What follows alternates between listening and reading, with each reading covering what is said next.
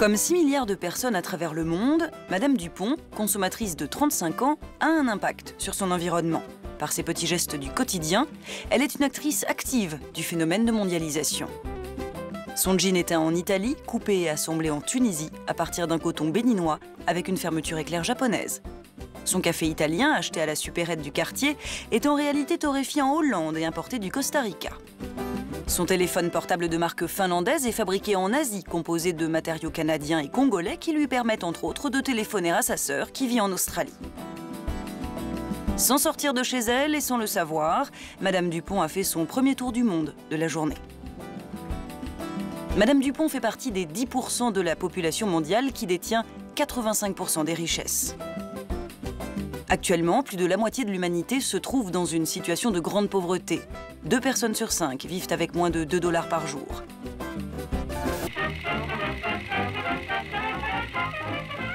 Le commerce est l'activité principale d'échange des biens et des services.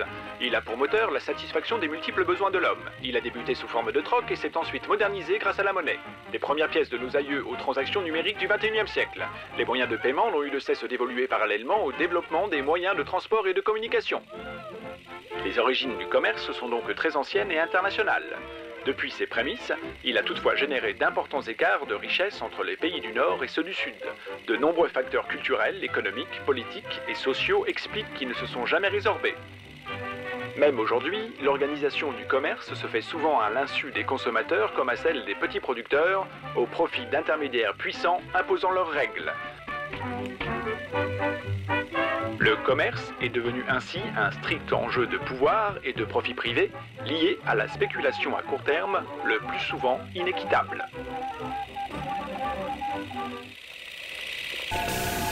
En 1964, les pays du Sud font entendre leur voix lors de la conférence des Nations Unies en revendiquant « Trade not aid », le commerce, pas la charité.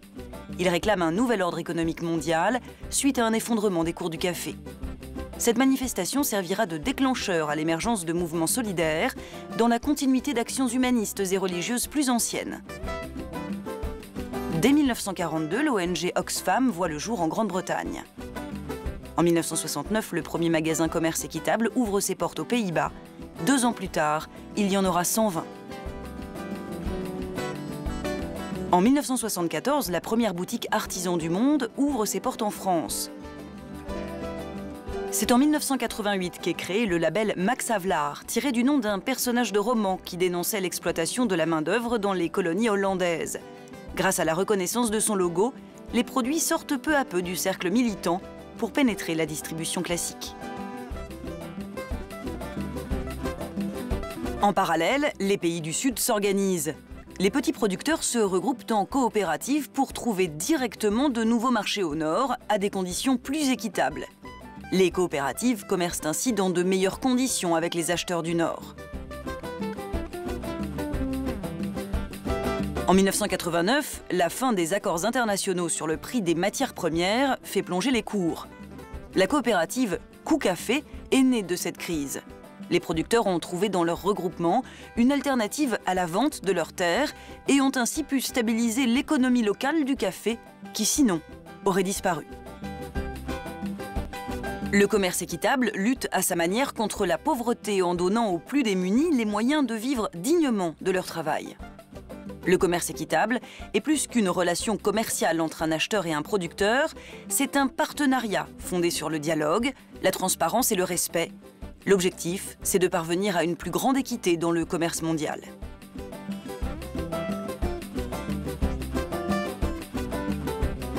Le café que prépare Madame Dupont, acheté à sa supérette, labellisé Max Havelaar, torréfié en Hollande et importé du Costa Rica, a déjà une longue histoire qui a commencé sur les terres de Coocafé.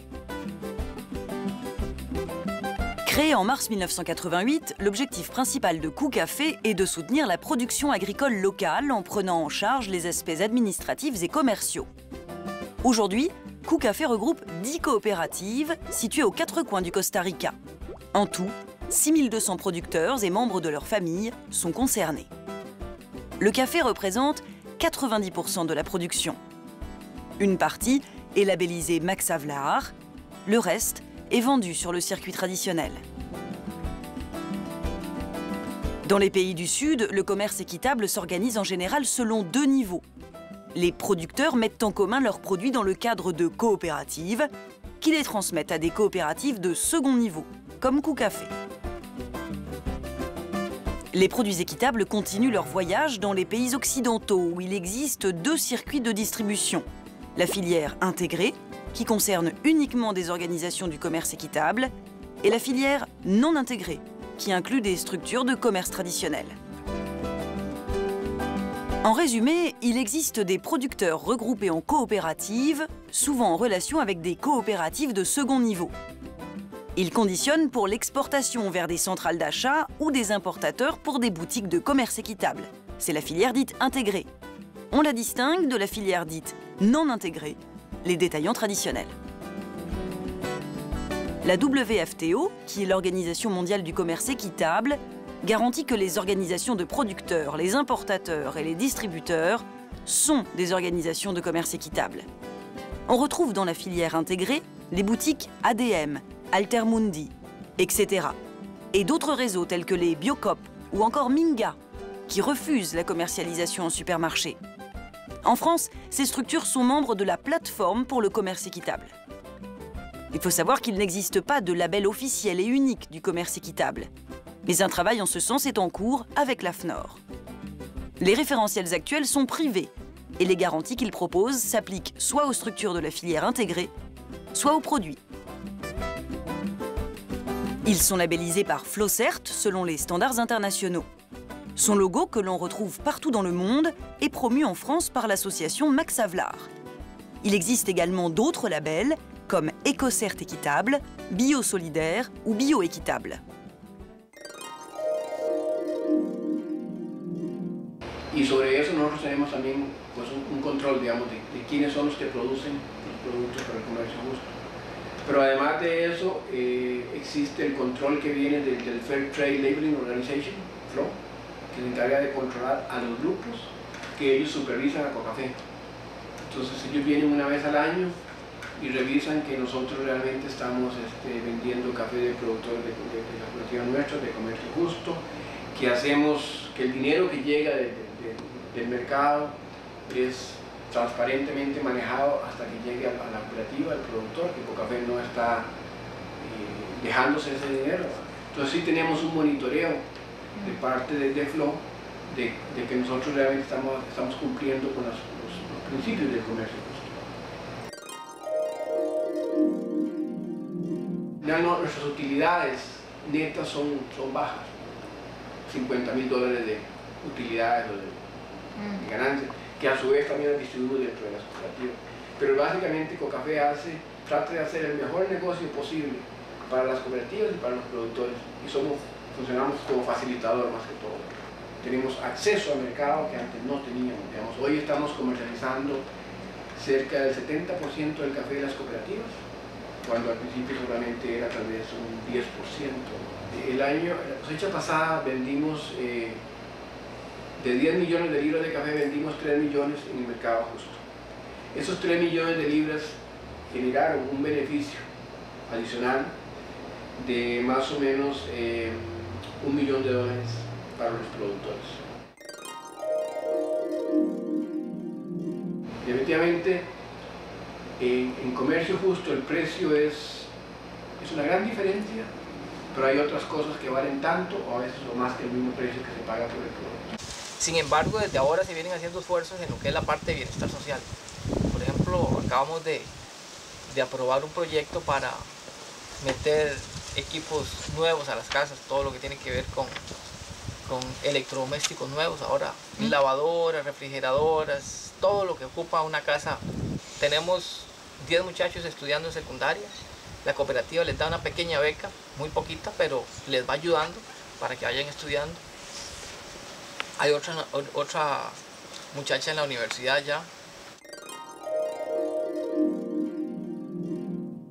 Podríamos decir que lo más importante del comercio justo para la cooperativa en estos 5 años es que nos ha permitido conservar algunos recursos naturales que ya tenía la finca.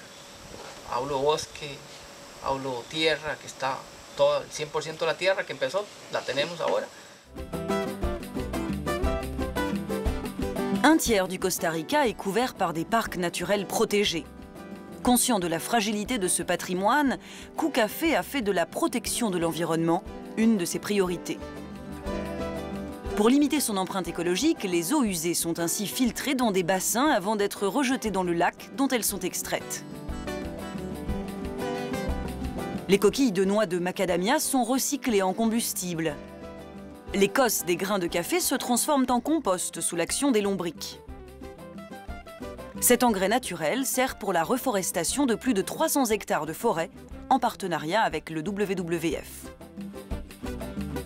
Les années 2000 ont fait franchir une nouvelle étape au commerce équitable par l'usage des technologies de l'information et de la communication. Même si le taux d'équipement informatique au sud n'est pas aussi important qu'au nord, Internet se présente comme une véritable opportunité de développement pour cette filière. Au sud, les TIC et le web sont avant tout un outil de travail indispensable pour connaître les prix des marchés, trouver et négocier avec des acheteurs. Il s'agit aussi d'un moyen de communication incontournable, offrant à la fois une vitrine à l'international et un accès à de nouveaux marchés. Ponctuellement, les TIC et le web constituent un outil de vente en ligne. Ils permettent aussi de sortir les producteurs de leur isolement géographique, en facilitant les échanges à l'intérieur de la coopérative. Enfin, les TIC et le web permettent d'avoir une action pédagogique auprès d'un public désireux de mieux connaître le commerce équitable. Les consommateurs peuvent alors obtenir une information directe et fiable sur la filière. Le site de Cucafé, cucafé.com, s'adresse aux consommateurs en présentant le commerce équitable, les produits et la boutique en ligne. Il s'adresse aussi aux producteurs et aux partenaires du Sud en diffusant des newsletters, des actualités, des photos, des vidéos et des petits événements qui font le quotidien de Cucafé. Pour les organisations internationales, le web est un véritable atout dans le cadre d'actions de lobbying. Il permet une mobilisation citoyenne, un soutien indispensable aux démarches militantes des organismes comme FLO, WFTO ou encore Oxfam.